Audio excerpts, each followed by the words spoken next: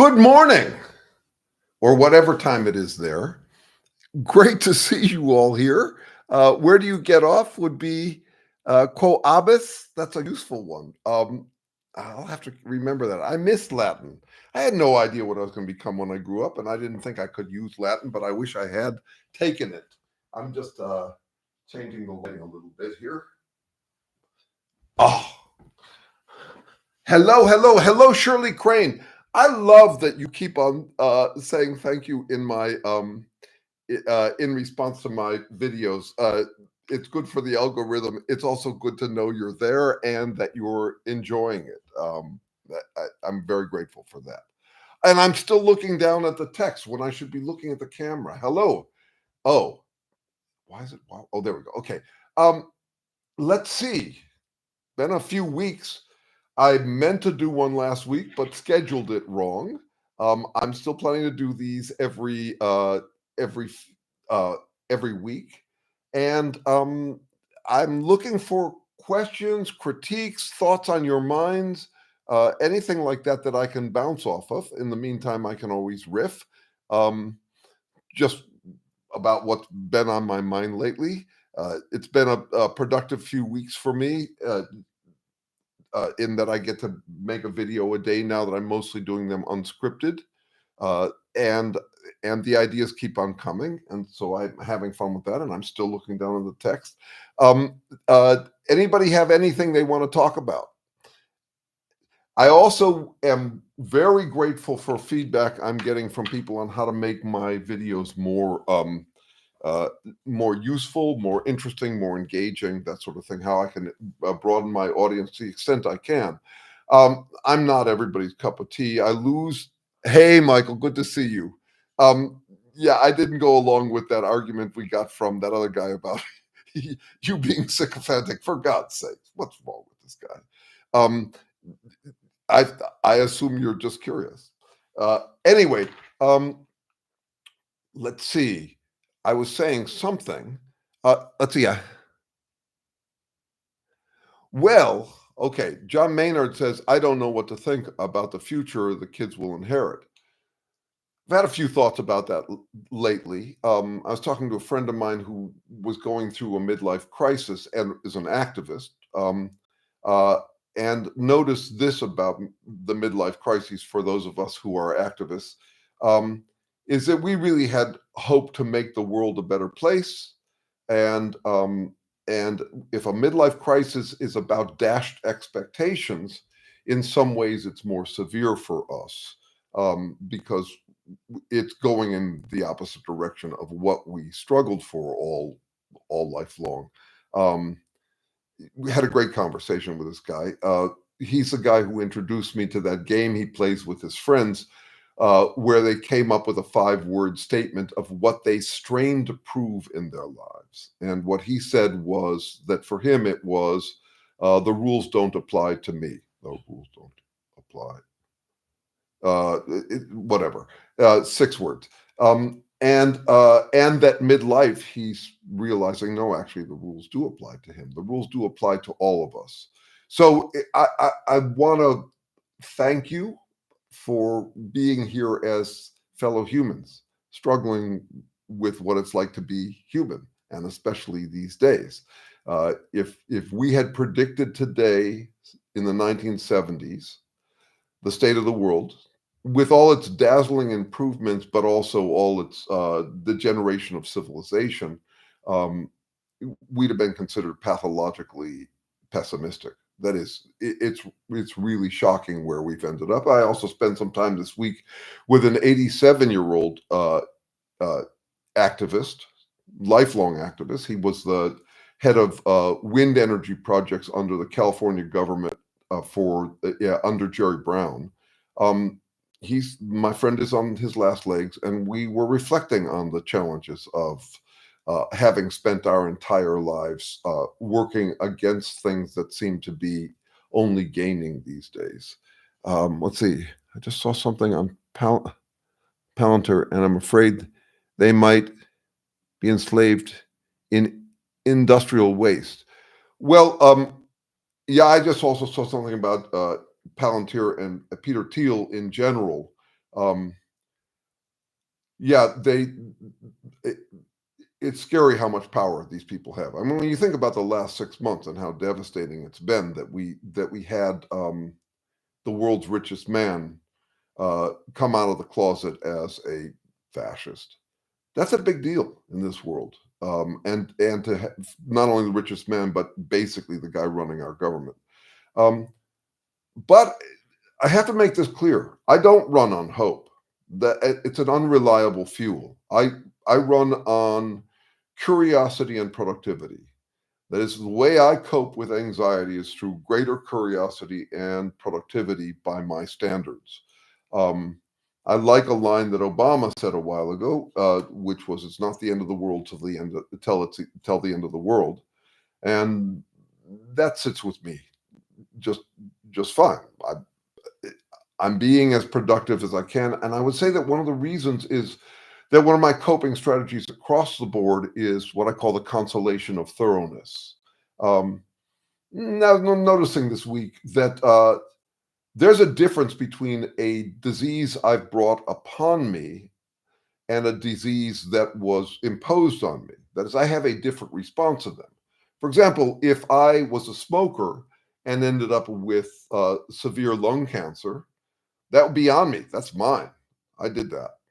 Um, uh, when the world imposes, by chance, something on me, I don't have the insult to injury. I have just the injury.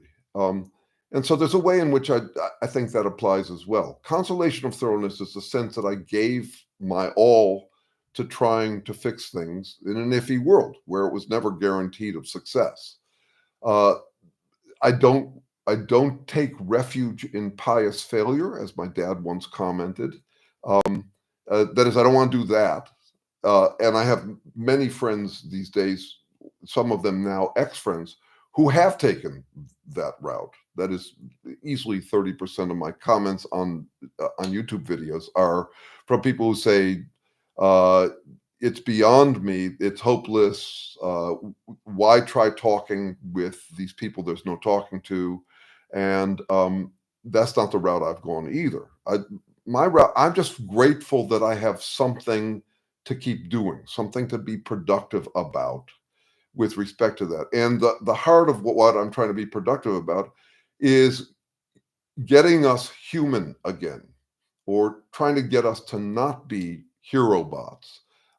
And to do that by demonstration, by example. That is, to be as human as I can be to invite the humanness from others. That's why irony is so important to me, and is that I love laughing at and with each other within the context that we're trapped in the human condition, all of us, that none of us is exempt from that. And so I don't want the high-minded dismissal of effort, because it's hopeless, because people are bad, meaning other people. Nor do I want to assume that things will work out. I don't want to be romantic about it. I want to be human about it. Let's see what we've got here. Thank you. I just saw something on. Okay, let's see. There we go. Love curiosity adventures. I love that you love them, Shirley Crane. I do. It's just fabulous. You have no idea how much fun it is for me to have you guys to talk with about this stuff. That is my idea of a good time, is hanging out on some porch of the universe, exploring the whole ball of wax and us in it. So yeah, that's where I'm at in all of this. Love your work in psychology. It's such an important conversation. Thank you, Brian. Um, I want more audience, but I also don't care that much about it that I would want to alter what I say. And I do think, from what I can tell, I'm saying something different from what others are saying. I mean, I'm sure I've got the ego involvement in not invented here and all of that. I mean, that's a human thing that I've got. But I feel like the conversation tends to cycle because we're not willing to take it up a notch. So here's an encounter. This is something that's happened to me several times in this last week. I've been talking to someone, trying to get the kind of conversations going that I'm cultivating here, and there's this tendency to get distracted by some kind of station identification, some kind of self-flattery. I was out last night carousing till late with a buddy of mine who I think does so much of this that I finally had to say to him, I need a word for when you go off on your tales of daring do or changing the subject to why you're exceptional. This is an interesting friend because he can actually take it from me. But I think he takes it by not exactly listening to my content. He more like deflects it. But I still tease him, and he seems to tolerate it. That is a guy. This guy I go out drinking and getting stoned with in San Francisco. We walked up the Filbert steps. It's 500 steps to Coit Tower, and then we went out to dinner and all that. We have a great old time, but we're radically different people, and so I had to tease him about this. I've called it in the past the duck and tuck. That is, you're having a conversation with someone and a word comes up, a loaded word comes up. It could be loaded positive or negative. And if it's loaded positive, they have to tuck themselves under it. They say, oh, I'm one of them, not like those other people. And if it sounds negative, they say, oh, no, I'm not one of them, that's all other people. And it just distracts from the conversation. We're trying to talk about what goes on. We got very explicit about it yesterday. He's a guy who makes his money by going out and telling hopeful stories about the future. He's what I call a positive optimist. That is, if you just tell people how they should be on the count of three, let's all be nice on the count of three, or something like that, then you're doing God's work. I'm a negative optimist. I'm paying attention to what it is that keeps on tripping us up. So we're fascinating this way. And he says, yeah, I'm paying no attention. He actually is very explicit about that. I'm paying no attention to what is going on in the world. I'm paying attention to telling hopeful stories about how it could go. So he's much more prescriptive, and I'm much more analytic. Now, I'm just trying to understand what the actual fuck we are. And my friend is more inclined to talk about what we should be. That's the prescriptive approach.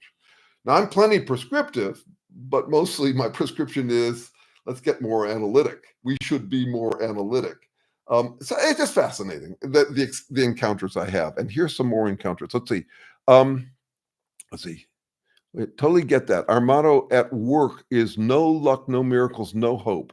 As a nihilist, it made me smile. Okay, so I should be clear on this. I'm not a nihilist. You could say I've got that flavor in me. My prognosis for humankind is not a positive one. That is, if I'm being strictly analytic, I think it's very likely that we're going to snuff ourselves out on a brain fart. But I'm not a nihilist, because actually that's a position above it all. And I'm also not a romantic, which is what my friend is a classic romantic. That is, he believes in happily ever after. And that's the stories he tells and sells quite successfully often to corporations and to people fascinated by futurism. But and I pointed out to him last night that all romance is self-romance. That is, if you look at what someone says when they are hopeful, they're saying that they're hoping things turn out the way they want. And that's also fascinating in interaction with certain kinds of people, like this guy last night, is that when he tells stories about a positive future, the blur between his positive future and a positive future for the world is all right there. I mean, it's quite explicit. Anyway, fascinating, the people you get to meet. Let's see. Okay, so I'm not a nihilist for the reasons I just described. Let's see. Combating is the challenge of our lifetime. Reversing Citizens United must be the first step towards healing and meaningful change. A couple of things I want to say about that, Brian.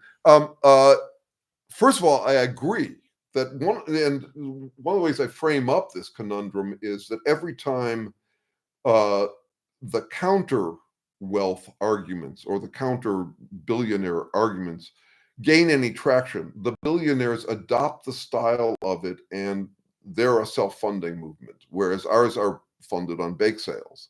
So I really do consider that a major challenge.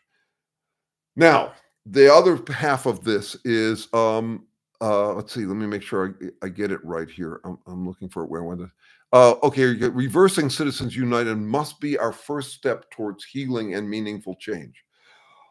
All right, there's a kind of book I read a lot of, which is 9 chapters in a row, all pointing to how we are losing power, for example, to billionaires or inequality. Robert Reich writes these kinds of books, and he's someone I know. He's a Berkeley guy, and he taught at the school where I did my master's in public policy.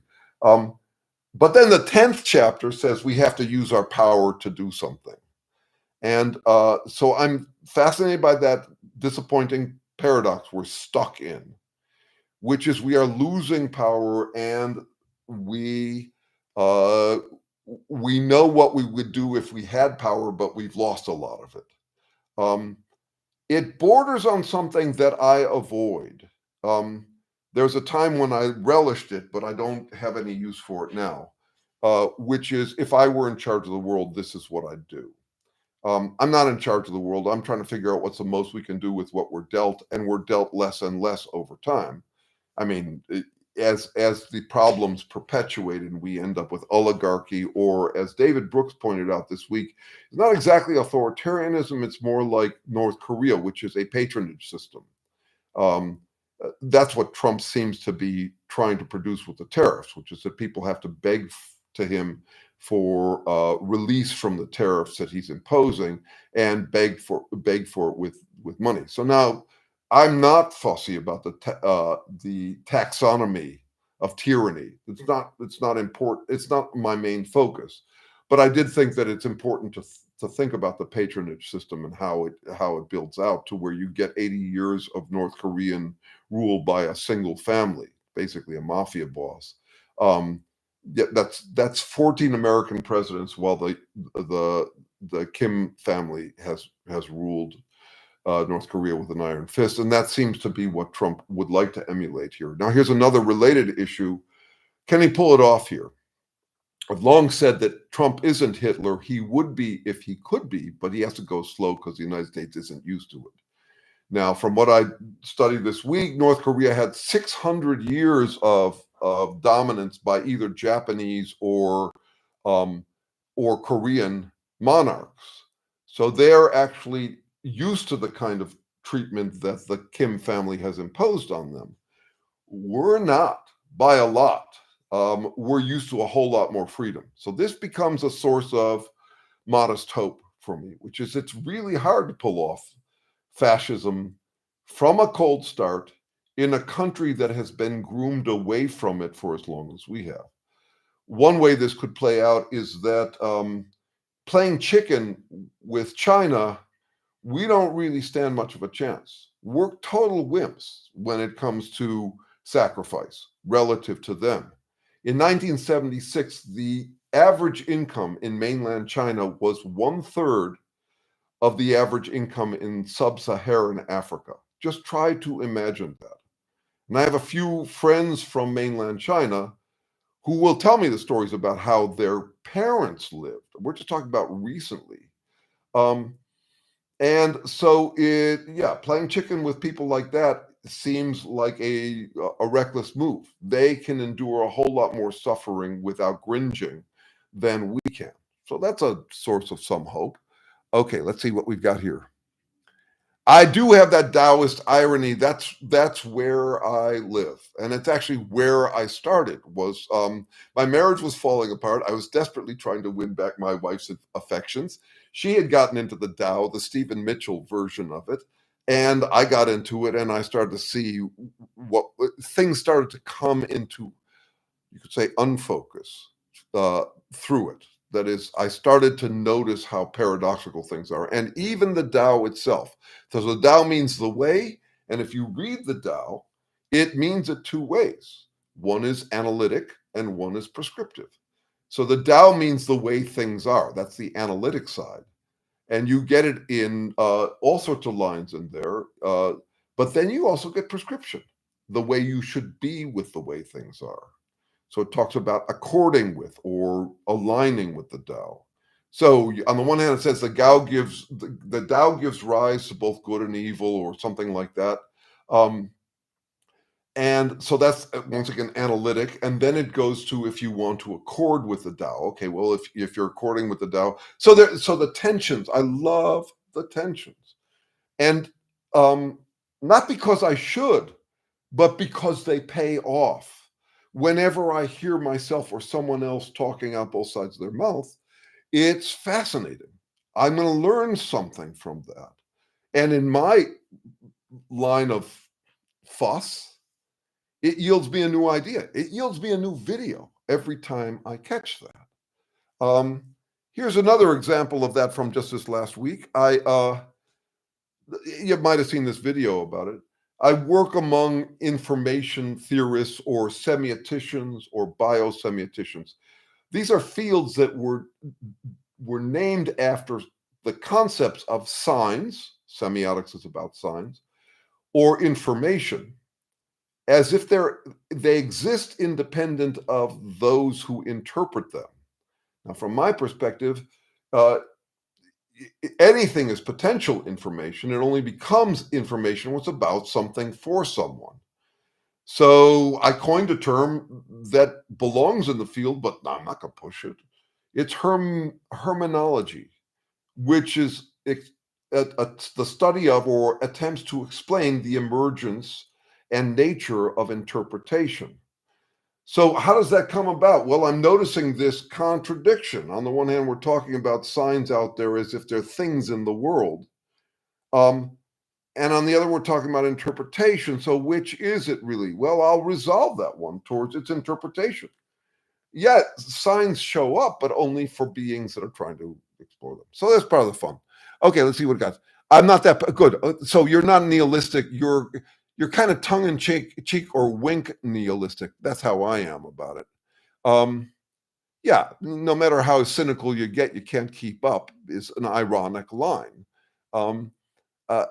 It recognizes the tension between trying to not be cynical and having to be. Let's see. There's someone in the driver's seat. So let's see. Let's take a look here.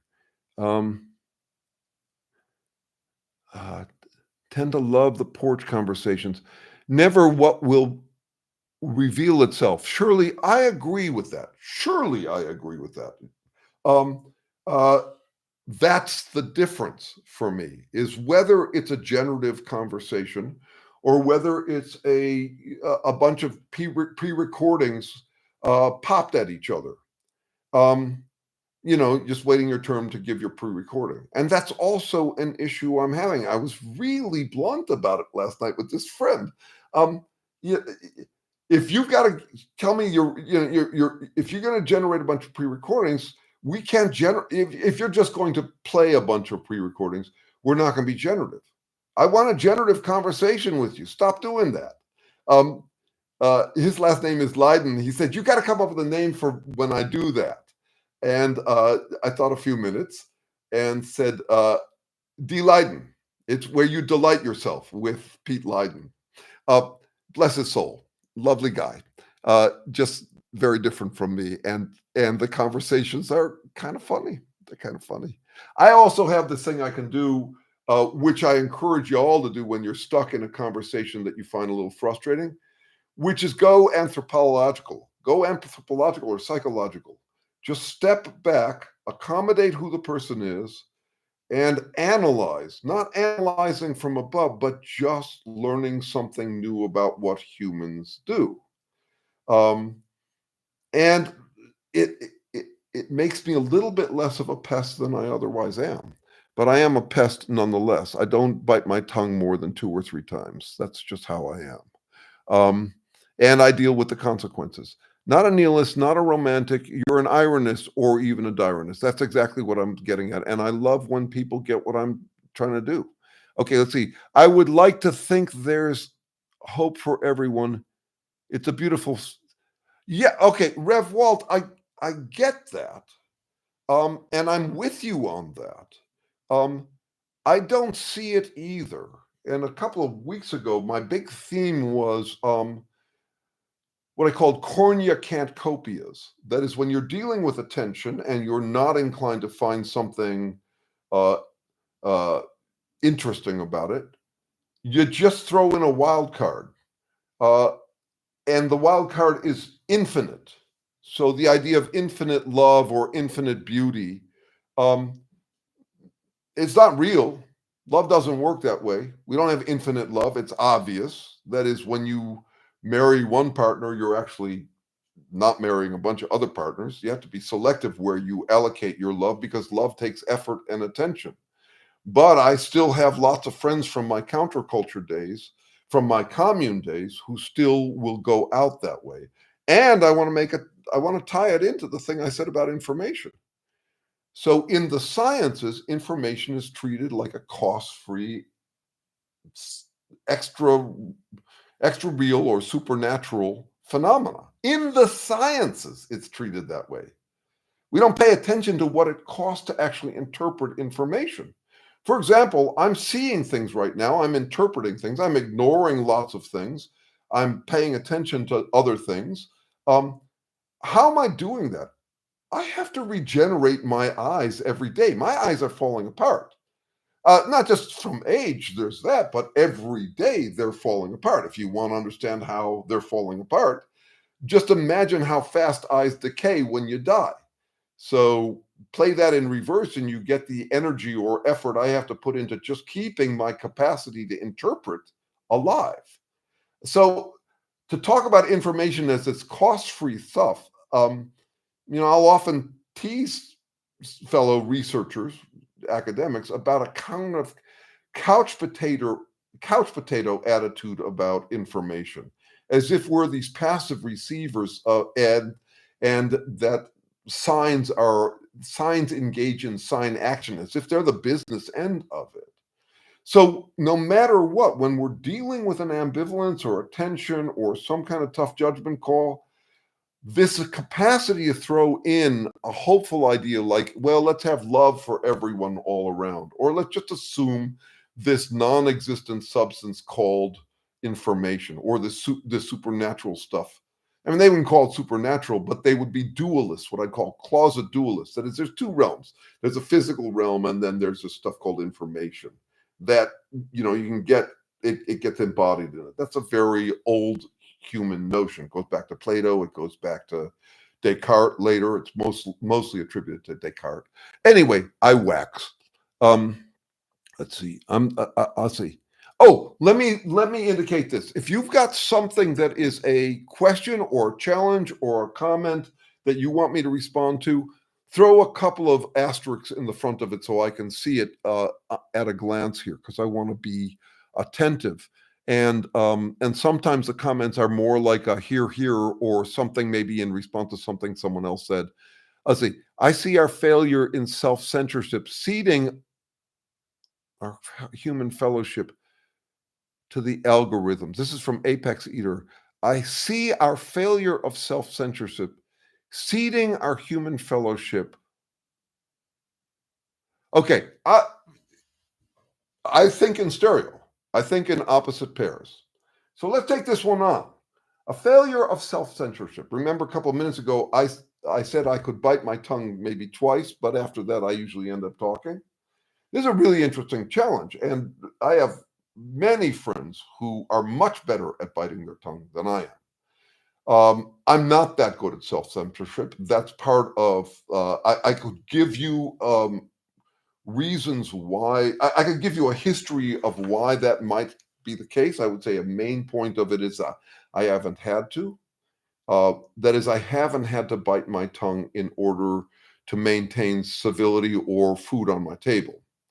So that's one factor going on. But this question of self-censorship and whether it's good or bad, my answer is yes. Self-censorship always trumps speaking your mind, and vice versa. You see the paradox I'm playing with there. So I had to explain this to my buddy last night. He's in a marriage. The marriages are complicated. And I said, there are two ways to deal with conflict that are their opposites, and both of them respect and disrespect the other person. So I can respect someone's sensitivity through self-censorship. In other words, by disrespecting them, by humoring them. And that's sometimes the right kind of, sometimes that's the right move, sometimes it's the wrong move. I can also respect someone's ability to hear disappointing feedback by voicing my disrespect to them. So, and I've seen both played out through automation. And automation is a really important theme in my work. That is, what's a tool and what's a being? Very related to the AI thing. But I've gotten both. I've gotten pushback from people who don't feel like they can voice it. So they ask AI to give me a criticism. And they'll tell me that they're doing that. A troll probably wouldn't. But a troll doesn't feel the need to voice anything other than the cliches that are popular in their world. I mean, they very rarely do any further work than that. And that's obvious too, because when I give them pushback, they run away. They scamper off. They're not actually interested in the conversation. They're interested in winning as cheaply as possible. And they think they found the formula for doing it. But there is this question about, when should you lash your tongue? When should you bite your tongue? Is one way to think about it. And both are respectful and both are disrespectful from my perspective. So I don't end up seeing self-censorship. Let's see, failure of self-censorship. I'm just trying to get this. Also, read your comments and make sure they're as clear as possible, because I don't want to waste anybody's time trying to parse them. But another theme in my work, we don't just have to get along with ourselves. That is, the kind of self-encouragement, self-pep talks isn't the only thing going on. It feels like the only thing to many people, but I don't think that's the only thing. Nor do we only have to get along with each other. We have to get along with reality. It'll fuck us up if we don't. The only rule I can find in 3.8 billion years of living history is adapt to reality or die. And so this question of how to sustain civilization, I do not think can be answered with sustained civility. I think sustained civility is really important, but it's in tension with our need to be honest about our assessment of what's likely to be true. More and more, I find myself leaning that way. My remaining time here in life is short. I am going to voice my opinion. Nobody owes me a listen. Nobody owes me credibility on it. If I want someone's credibility, if I want someone's trust, I have to earn it by their standards. I don't have to want their trust, but I have to earn it by their standards if I want it. But I think it's a useful time for us to get as honest as we can with each other. And I also have a bunch of clients who are dealing with the problems of having not been honest with their partners for long enough that their partner now dominates. One thing that's been interesting to me this week is watching people back off. Tough guys back off if you give them some pushback. So I'm not suggesting always give them pushback. I do a whole lot of accommodating and humoring, that is, respecting someone's sensitivities. At the same time, I don't assume that that's the solution. I've probably gone off too far on that one. Yes, pre-recordings, Brian G. Yeah, and also just remembering that people say what they need to hear. That's what a pep talk is. It's also kind of an invitation to pep talk back. So if I talk about my deeds of daring do and my heroism, I'm kind of looking for the other person to resonate with it. It's like inviting that echo so I can be affirmed. That's basically inviting someone to humor us.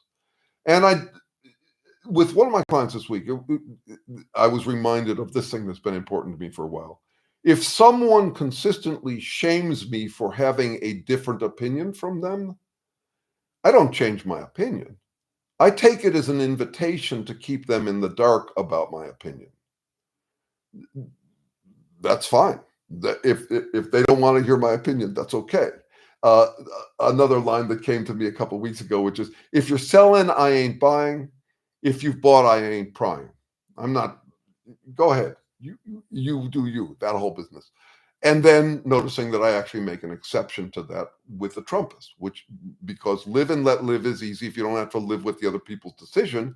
But if they have bought and it's costing me that they've bought, then I am prying. I'm prying and trying to plant a seed of doubt in them, one way or another, either by coaxing the human out of them or by poking them in the eye.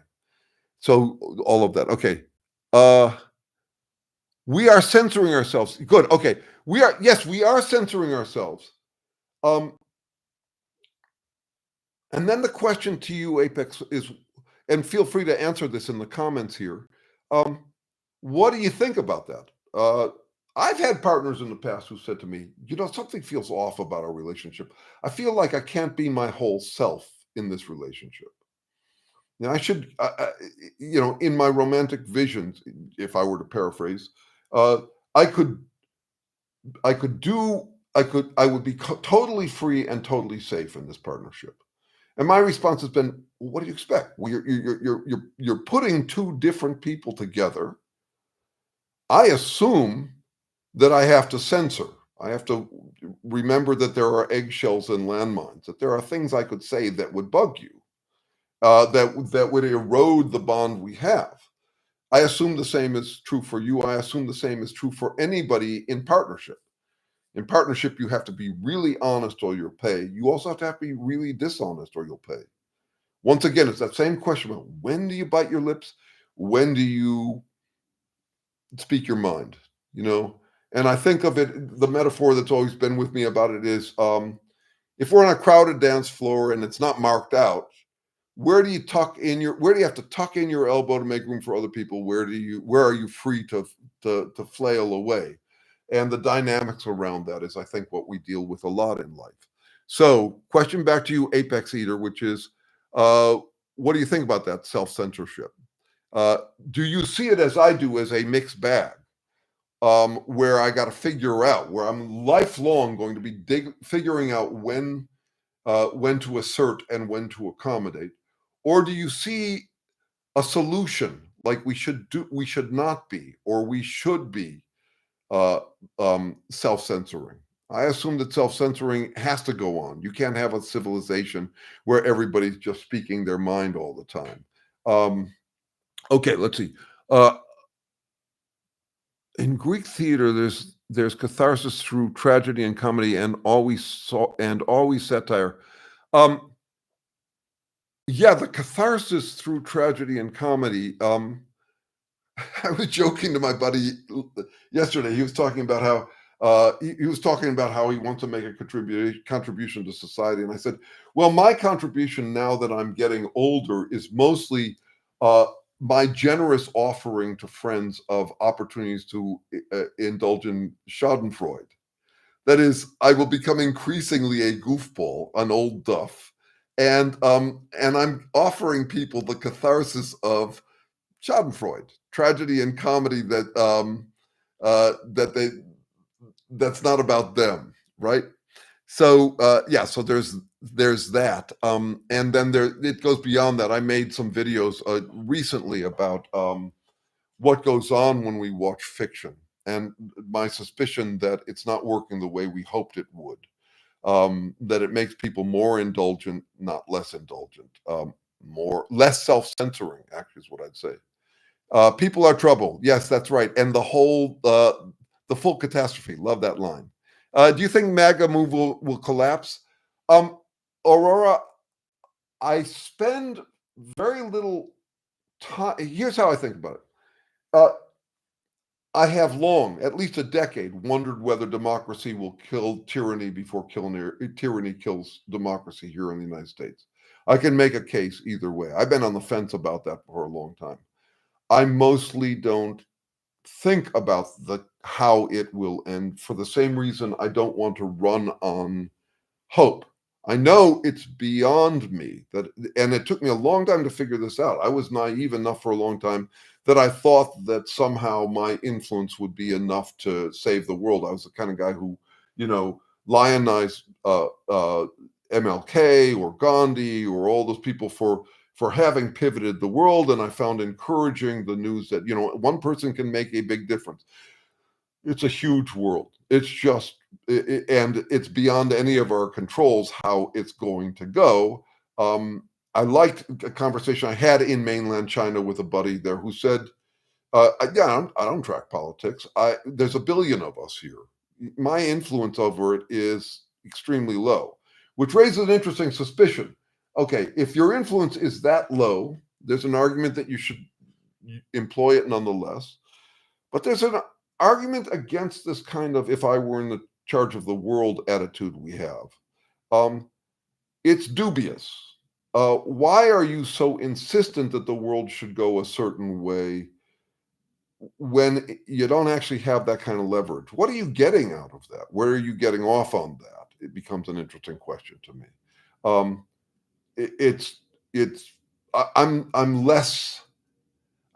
more interested. So you could say, I'm very eager to make the world go right, not wrong. I recognize that I don't have the authority or even knowledge to be able to say how it should go. I'm doing what I do to try and contribute to making it go right, and also to contribute to me ending up with consolation of thoroughness. I mean, I'm leaving a much worse world to my grandkids than I had hoped to, that I had spent my life working towards. I don't know how it'll go. There was a time when Homo sapiens, or actually Homo sapiens, we're down to a population of 600 people in the world. That's how many of us were left, and then we flourished again. Not that that's an indicator. There are also cases where an entire species is wiped out, or you could say the impact catastrophes of meteors hitting the Earth and wiping out 65% of all life, 95% of all ocean life, or maybe I have those statistics wrong. That is, it's not actually in my control. But what is in my control is more careful attempts to understand what we actually are, and do what I can to try and change what we are.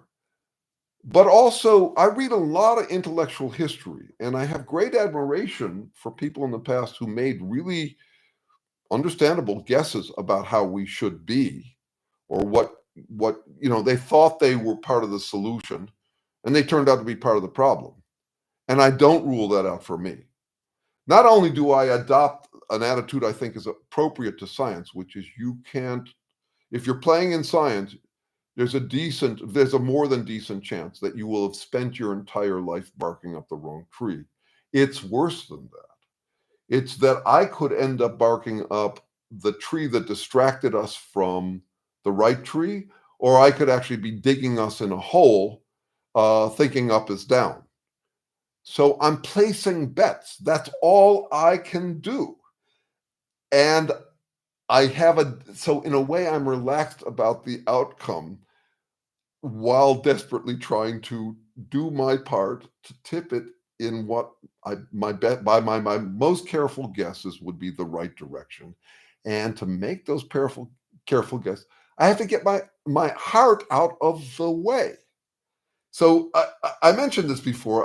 This is a problem with me. I don't know what you've heard before, and I don't want to be boring. It goes without saying, but bears repeating. And now I'm going to forget what I was about to say. Oh, good Lord. Schadenfreude. It's an opportunity for Schadenfreude. It might come back to me in a second. Old man. People are troubled. Yes. Okay. Let's see. I'm going down the list. Actually, I like this thing. All caps is good. I won't take it as you shouting at me. It's a way of me seeing something as highlights. It may be better than the asterisk. You could have people put questions in all caps. That's great. That's exactly what you're saying. I like your idea.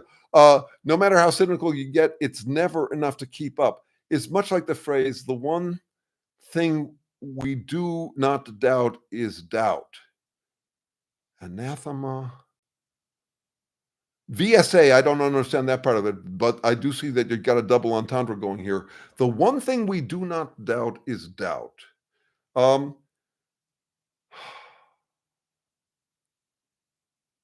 oh, I know where I was going to go, and I'll go right back there. But I'm a little confused by that. We don't doubt. Help me in all caps, my friend G. Myers Gilmer, and help me understand both the VSA part and the one we don't doubt. I want unpack that so I can get some clarity here. Here's where I was going to go. I was long troubled by the term philosophy, the love of wisdom, which every fool claims. Every fool claims they love wisdom. It should be called sophology, the study of what wisdom is, very much like hermeneology. That is, the study of interpretation is actually the study of functional interpretation, that is, useful interpretation of whatever out in the universe. It's just physical, but we interpret it as about something given our goals. Okay. So it should be called sophology, just like there should be hermeneology, which is a study of interpretation. But then I started to understand a way in which it's actually a useful term. You gotta love philosophy more than you love yourself. We're back to that same theme. People's needs, people veering off into the duck and tuck when you're trying to have a conversation about what the actual fuck we are. Oh, I'm not like that. That's bad people. Oh, I am like that. That's good people. That crap. Okay, you if you're going to do careful philosophy, you got to figure out some way to exercise that shit elsewhere. Uh, have a love affair, make a lot of money, watch a movie, masturbate, go to church, whatever, and then come back to reality and have a conversation about what the actual fuck we are. And then I realized that two of my favorite quotes about philosophy address exactly that. Bertrand Russell, who's a philosopher not of my kind, I mean, I admire what he did, but he went off in a direction that I think, by his own standards, he conceded that he was barking up the wrong tree. But he did say that philosophy is a peculiarly stubborn attempt to think clearly. Amen to that. And what is it stubborn against? It's stubborn against our appetite to self-aggrandize, to self-flatter. And my favorite quote on this subject, all told, from an amazing guy. If you don't know him, you should look him up. His name is Piet Hein. I'll type it in here. Really amazing guy who he's a role model for me. Philosophers find their true perfection knowing the follies of humankind by introspection. Love that line. Love everything about it. To know your humanness. When I taught philosophy or psychology, I would do this game with students where I would say, pick something that you feel really vehement about, like it really matters to you.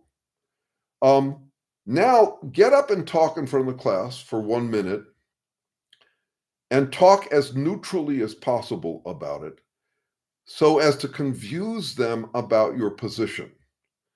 And then afterwards, I would have the class raise their hands to say, who thinks that he was biased this way? Who thinks he was biased that way? It's easy as fuck to philosophize about things you got no skin in the game on. But imagine if you were just dumped by your partner and you're actually livid, you're outraged, you're saying that was so unfair, so heartless. And then get up and have to give a speech about how all is fair in love and war. Or so not only a contradictory, so I'd also do an exercise where they have to make the opposite argument, but also to make a neutral one about how sometimes it's a problem's fault, the partner's fault, the ex-partner's fault, and sometimes it's not, and confuse the class about where you stand. So I think, when you get skin in the games and all the stuff we're talking about, we got lots of skin in the game. And so this also relates to the stuff I've been talking about lately about autophobia, fear of self-knowledge, um, isoptrophobia, fear of mirrors. There's, we would much prefer to talk like we are neutral observers of reality than we would to admit to the skin in the game that we have, that we all have. Okay, let's see where we are. You have to match energy, else be consumed, but you don't have to consume the other. KITN, yes, I agree with that. So you're talking about how do you, so remember Trump's strategy, which he learned early on, was if anybody attacks you at all, avenge tenfold. He's said exactly that. You just smash him. And it's also how he got as powerful as he is. Now, where do I stand in relation to that? I'm a fisher of men. It's all catch and release. I don't care if someone decides I'm wrong, I'll listen to their argument, but I don't have to convince them and I don't have to be convinced by it. I keep my own counsel on whose counsel to keep. But there is this question of how far to escalate. There's always a problem because a defense is indistinguishable from an offense, especially when we're motivated to think you started it. So, how far to push back? And I'm all over the place on that. I savaged a Trump troll the other day. Just savaged him. Actually, this Trump troll had written me 3 separate comments. And it was funny. I tried out 3 different strategies with one. One was extremely tender and thanking him and asking him the next question. The next one totally savaged him. And I'm not saying that that was a good strategy or anything. I'm just noticing that I'm all over the map on this. I use wit. I use viciousness. I use accommodation, honoring them, humoring them. And I don't know where to land on that. And I don't want to land on it. I'm not looking for a recipe. I don't think there is one. If there were one, we'd have found it by now. I'm trying to get, it's not recipe, it's repertoire. What are your things to try out in such situations? To what extent do you just give them space? To what extent you mouth back? To what extent you try to connect to them humanly, either by respecting them a lot or being really human? I just noticed this, that wit is at its best, it is humanizing, not in the romantic sense of we're humanity or humankind. No, I'm talking about I'm a beast, you're a beast. Let's talk as beasts. We're beasts struggling to try and figure things out.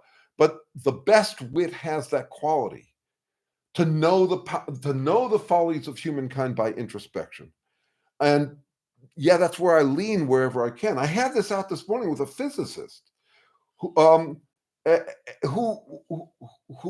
has gotten extremely pedantic from my perspective.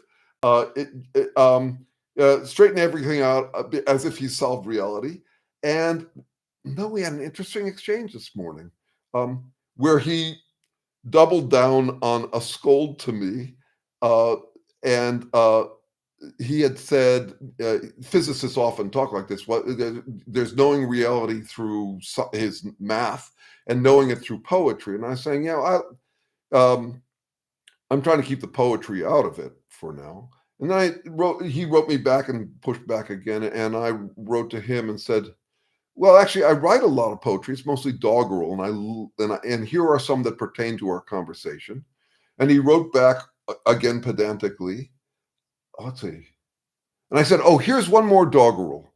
And I read him this poem that I wrote years ago, which I sent him this poem that I wrote years ago that some of you might know. Sorry, this is all about strategy. It's not about my tales of daring do, I don't think. Here, I'm going to read it to you. It fit perfectly. I try to be a nice guy, but if you show up done, ready for a fight, you're already sure you've won.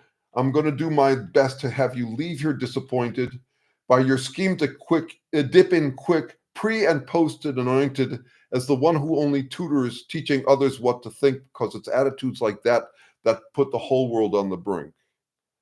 So I doubled down on the poetry. And how did he respond? He sent me 2 Easter limericks. He backed down. He didn't actually want to fight with me. And he didn't want to get into the personal weeds of what might be motivating him. I squared off with him in a poem, but indirectly. And he backed off and sent me 2 Easter poems. So this has been interesting to me. These guys are rough, tough cream puffs.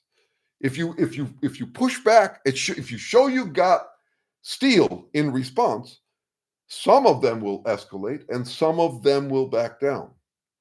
So this is why I think verbal combat is both the provocation of physical violence, but also a bulwark against it. So how far to go in verbal combat is really important to me. And the verbal combat includes all of the other things.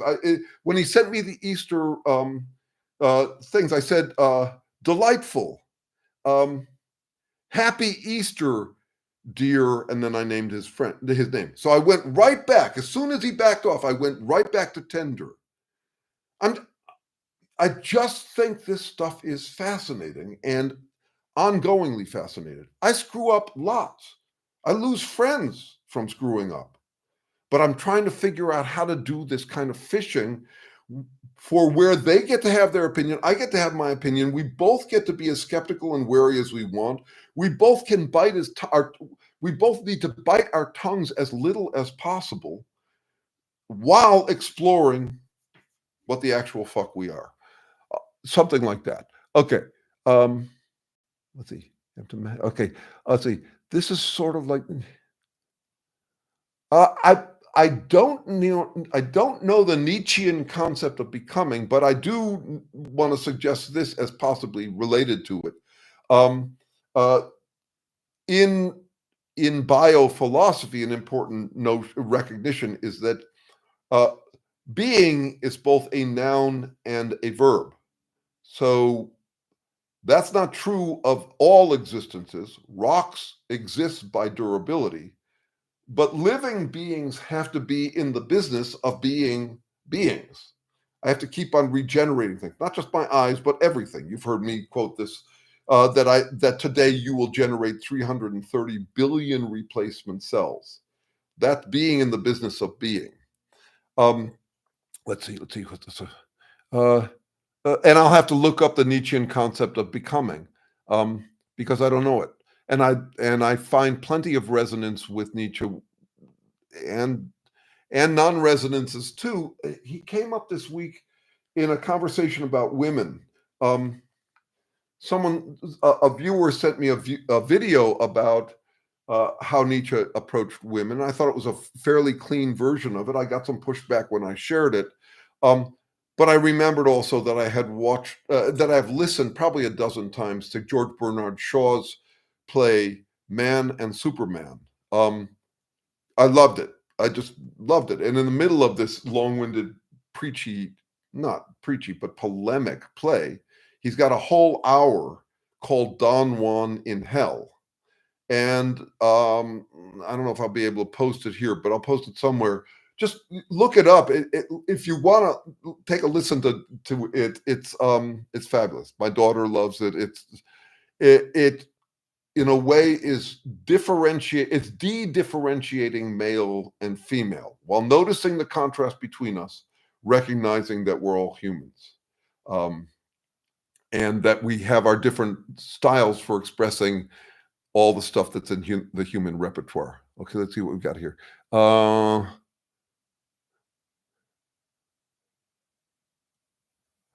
Yeah, Michael, I see what you mean about that term. So about self-censorship. Doesn't seem to be a useful term. So when I'm just noticing something right now. You probably know this theme if you've been following my work, if you've been following my genius long enough. That when someone asks a rhetorical question, turn it into a regular question.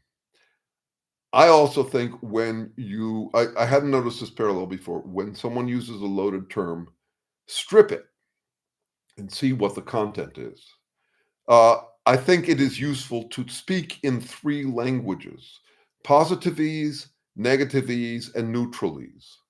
So I could call someone steadfast, that's positive ease. I could call them stubborn or pig-headed. that is negative ease. And I could also, in neutral ease, simply operationally define it. That is persisting in something that you have been doing or have been saying.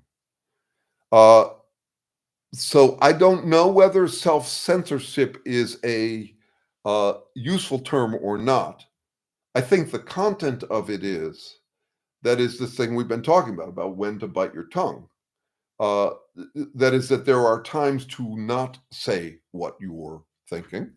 Um, uh, I think that's an important concept, and we would have other ways of describing it. So we have negative ways of describing it. So self-censorship would include sycophancy, is a kind of self-censorship. You stop saying what you mean out of deference for someone.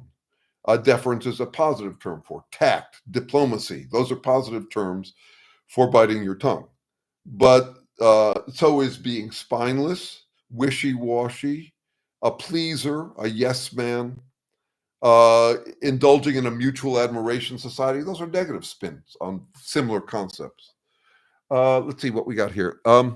My first lesson coaching youth soccer is to work on defense, even my forward goal scorers, because the forwards are the first line of defense. Keep the ball on your opponent's side of the field. Soccer came up for me also this week. Yeah, I can see that. And that's related to this thing of getting people to back off. That is, it's related to the assertive side of it. Well, wait a second. See, I think I might be confused about defense and offense in this situation. So if you're trying to keep the ball on their side of the field, that sounds like offense that you're working on. And I think that this is what is defense in the context of this conversation about our political orientations. Yeah, and I'm about to make a video, maybe even today, about what you have to do to not come across as defensive. I may have made this video before. Goes without saying, but bears repeating. But there are some moves. So once again, defending yourself sounds positive. Being defensive sounds negative. People would like to call a spade pretend that they're calling a spade, that kind of fake objectivity of, oh, don't be defensive, on the assumption that you read it like you're neutral, like you're the authority above it. You just sound defensive. You're just trying to defend yourself. When that's also an offense, that's also can be used as as an offense. After World War I, Germany licked its wounds for a while, and then it built up an enormous defensive army. They claimed it was defensive. And we let them, because they're just trying to defend themselves. But weapons can be used for either, and it's even a guess which is which. Once again, back to the dance floor analogy. Am I being aggressive when I jut my arms, or you being aggressive when you say, how dare you? This relates to how I think about PC and anti-PC. So PC is sensitivity.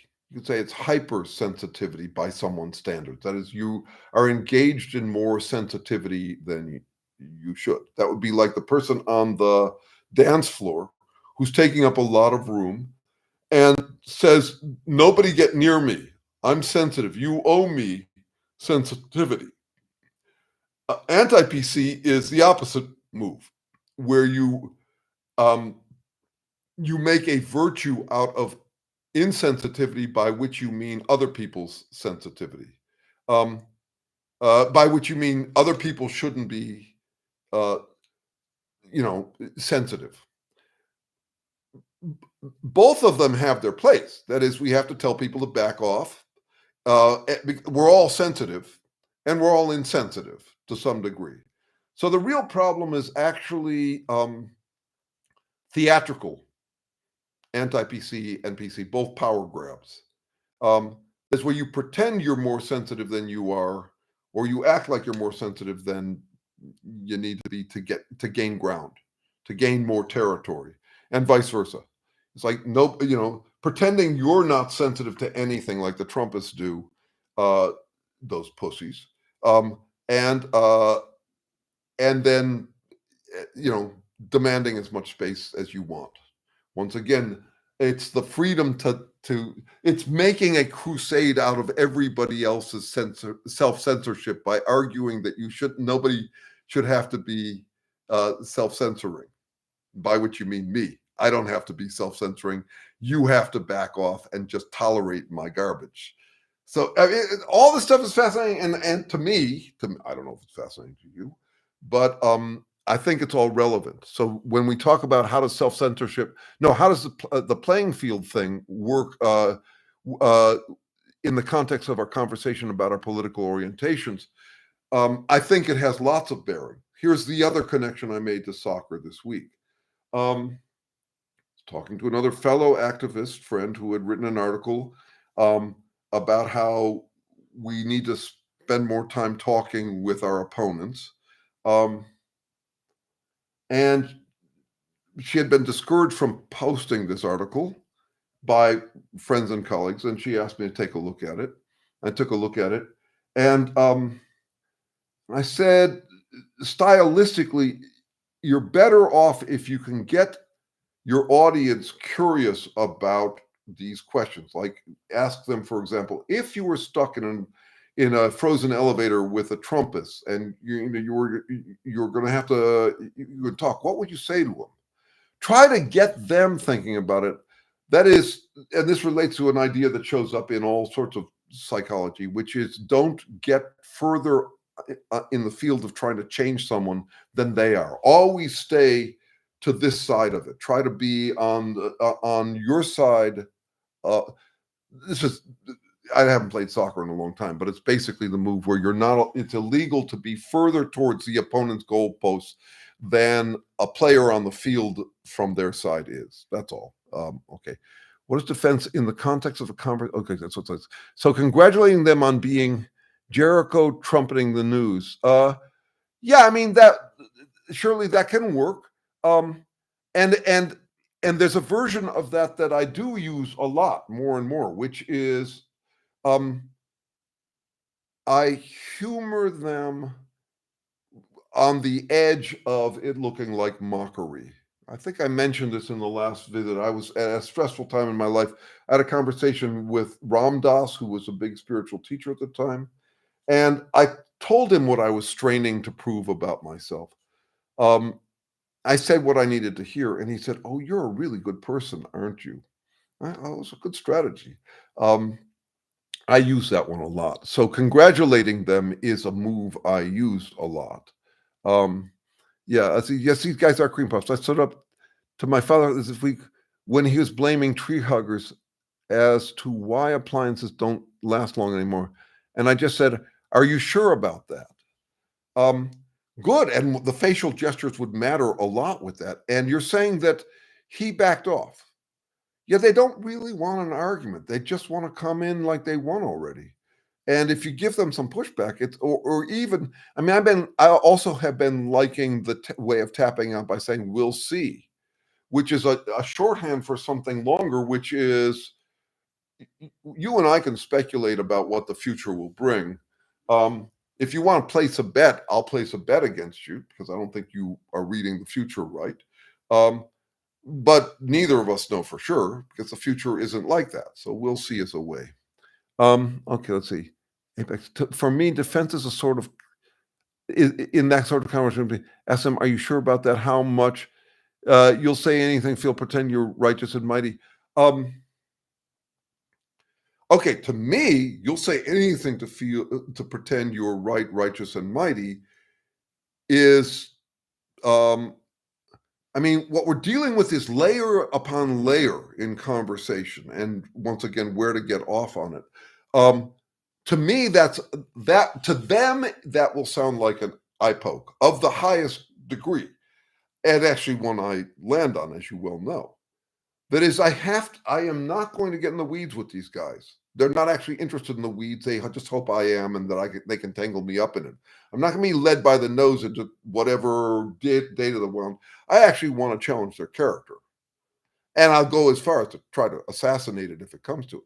But to say to someone, you'll say anything to pretend you're right, righteous, and mighty is them's fighting words. And I want to keep that in mind. And I want to keep in mind that I have lost friends even this week. No, not this week, but this month, who have come to that conclusion about me. So at that point, I actually drop out. If someone has stopped listening to me because they have decided, right or wrong, I'm not in a position to tell them they're wrong, that I'll say anything to pretend I'm right, righteous, and mighty. When someone consistently throws me those what were once called tar babies, that is, no matter how you respond, it only enforces their assumptions. The more you fight it, the more it sticks to you. The conversation's over because there's no one to talk to anymore. I've lost my credibility with them.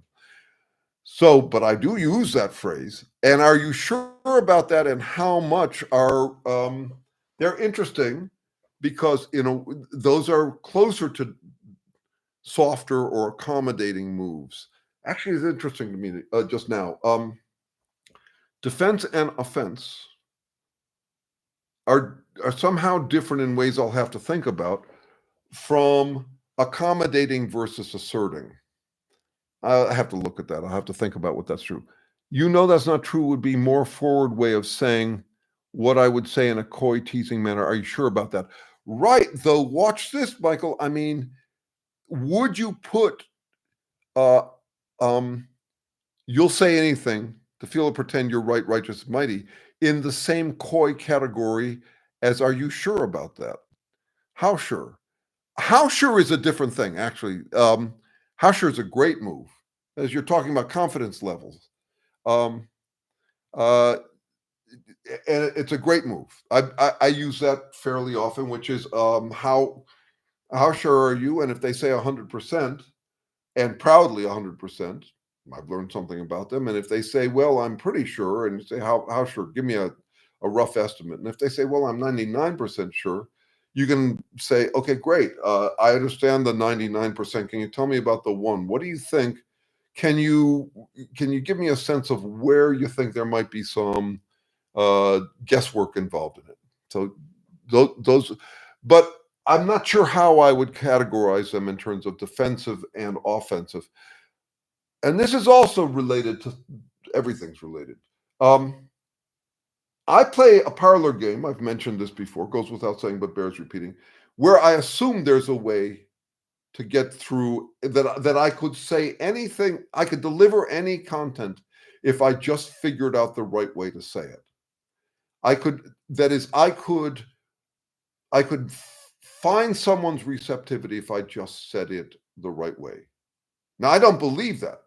And if I did believe it, I would be in kill the messenger territory. There's anybody who says something that I find offensive, said it wrong. And I wouldn't have found it offensive if they said it right. I don't want to go there.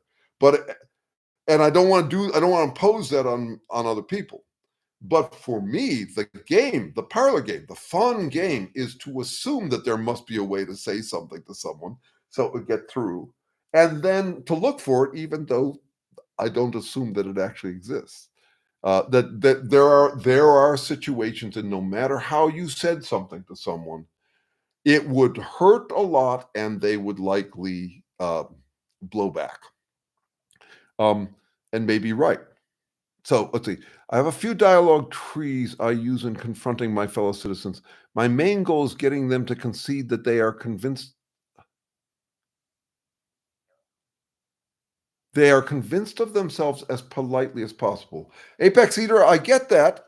Let's see, I'm going to read on. Let's see. We can't have a common direction until we agree on our current political historical orientation. Okay, now you're moving in a direction I want to comment on. You say you won't get into the weeds with them. That's the best way to understand the tactics they use. Oh, no, I'm understanding their tactics. I'm just not. Yeah. Okay. So here's where I invite uh, a strategic flavor. Um,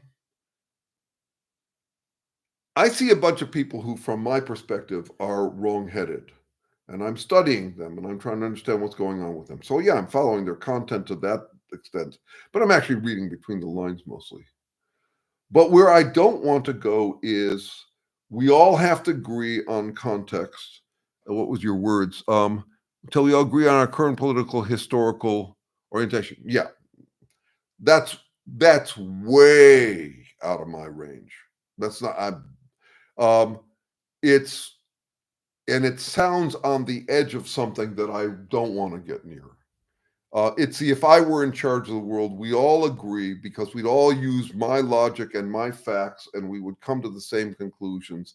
And only then, in perfect alignment, uh, because you're using fairly strong, uh, till we agree on our current political historical orientation. I agree we need more of that common ground. But think about what our common ground is that we were diverse, that humans are diverse. Where we stand depends on where we sit. We all are on different vectors. And it's very vested for us. So if this is in the direction where it's like I've seen the light, they haven't, I'm going to rescue them from inside of Plato's cave. Fine, if you want to go that way, that's not me. I actually find that that's what they're doing. I mean, just rebrand your comment. We can't have common direction till we agree on our current political historical orientation. MAGA says that. So I want to be in doubt about this stuff. And one of the ways I do it is reverse branding. That is, I take a statement that feels true to me, and then I imagine my opponents saying it. So I invite you to think about that. Let's see, I'm saying parse through the purposeful distortions to have a common orientation. Good. All right. So I'm gonna deal with this. I'm not saying perfect alignment. No. Okay.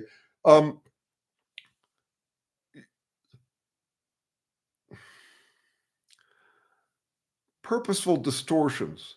Everybody's got them.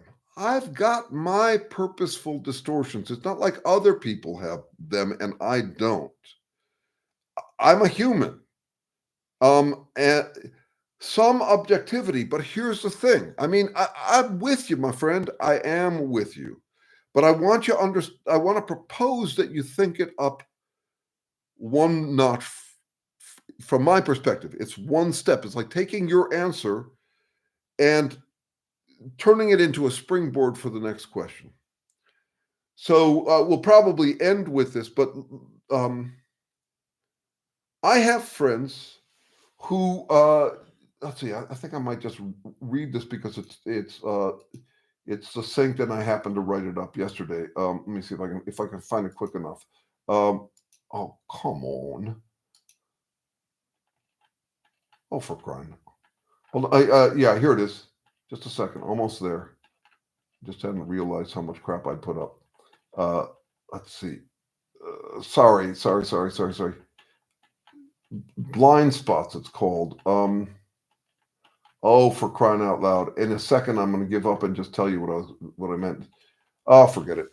I have lots of friends who talk like if you are a critical thinker, that is, you employ logic, and you also employ empiricism, meaning that you get reality checks. We would all come to the same conclusions. That is, if we would just start to be reasonable on the time, realistic and reasonable on the count of three, we would come to the same conclusions. What is logic or critical thinking about? It's about internal consistency. It's about coherence, as we would talk about it in philosophy. But I have to recognize that that the theory that everything in the universe is made from green cheese is a consistent theory, but it's got no attachment to reality. So that's why we also go to empiricism. But here's what I noticed a couple of days ago, which is that what I was saying about information is true of all of our reality checks. That is, anything is potential fact or interpreted as a reality check. And so just think about the vast quantity of empirical data one could choose from and would tend to choose from selectively. So taking your answer where I share, which is we need some degree of greater objectivity. That is, I believe in scientific progress. And no, I don't think it's just another religion. But I also, to turn that into a springboard to the next question is, how do you deal with the fact that anybody can cherry pick any information to give a reality check to their consistent theory? And no one's a better example of that than the Trumpists these days. They're always telling me that that they're critical thinkers and that they're reality based and they've got some facts, and then they selectively pull out some facts that serve their answer. And as I had to say to one of my friends recently, I have a feeling you think that being rational is being able to make a rational case for what you believe.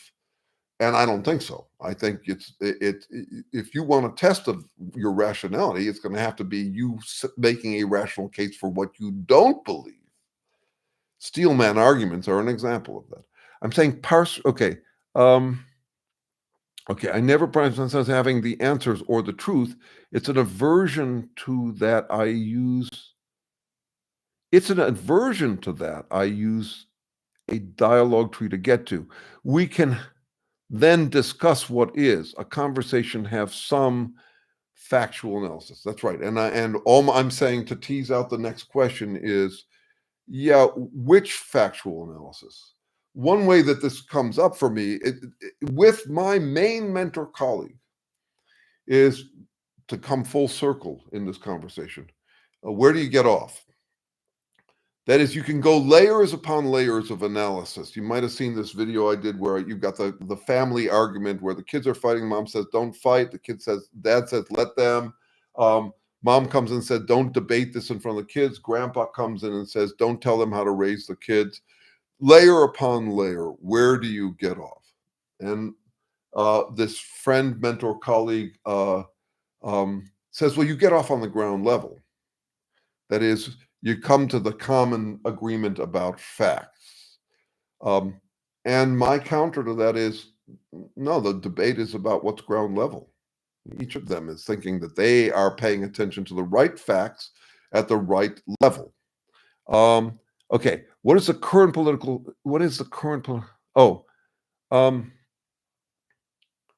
right, okay. Let's see. All right, so we're getting close to the end here. Anybody got anything that I missed that I should get to? I know one thing. Gratitude and congratulations. And this is where I'm going to sound all smug. I like our questions. I think these are good questions. I congratulate people who have found life-size questions, meaty enough that you can play with them and keep on thinking it up a notch.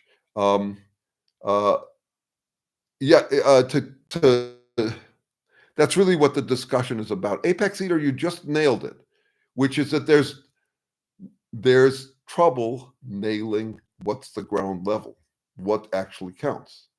So I am arguing for multi-level headedness, the ability to imagine, to steel man the different levels that people want to talk about. And then I'm also talking about finding your best guess at the right levels to discuss. That's really what the discussion is about. But also to recognize that you can't debate debating ad infinitum. I mean, you can, and that's a problem. It's what I call the last word paradox, that words make us crave last words that further words make impossible. So this capacity to be multi-level-headed, run and visited from different perspectives is useful, but at some point you got to decide. The people who celebrate open-mindedness are forgetting that a fully open mind, that is one that sees every situation as new and believes closed-mindedly that assumptions make an ass of you and me, they're not recognizing that that's a schizophrenic mind. That would be a mind that doesn't know what to do every day. We need our focus as well. So I'm trying to be the right combination of open and closed-minded, because while I agree with you that that's really what the discussion is about, Apex Eater, I would also say you got to decide. Sooner or later, you're going to have to decide what you're going to do. Okay, let's see. Hold on. Okay. All right. So I was about to thank you all and also congratulate you. To me, having life-size questions has been the greatest joy. For me, my happiness comes from having work for which I have infinite patience. And I love these questions. I'm sitting with my 87-year-old mentor colleague who's evaluating he's got months or weeks. We're hanging out once a week these days, and we're both evaluating our similar lives.